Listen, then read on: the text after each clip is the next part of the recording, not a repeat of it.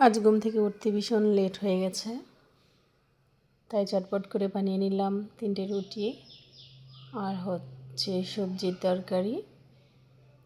সবজির তরকারি। আসলে সবজির তরকারিটার মধ্যে হলুদটা একটু বেশি পড়ে গেছে, তাই কালারটা একটু গাঢ় মনে হচ্ছে। টেস্টটা কিন্তু হেভি হয়েছে। আর হচ্ছে ডাঁটা শাক হচ্ছে আজকে সকালের নাস্তা।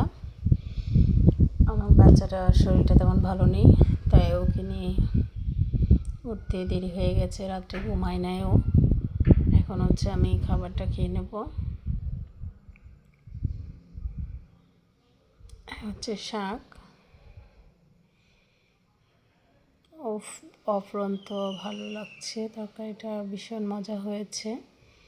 আর হচ্ছে সবজি, দেখি কেমন টেস্ট হয়েছে। দারুণ টেস্ট হয়েছে। আমার ভিডিওটা যে দেখছেন, যদি কারো ভালো লেগে থাকে শেয়ার করে দিবেন। আল্লাহ হাফেজ।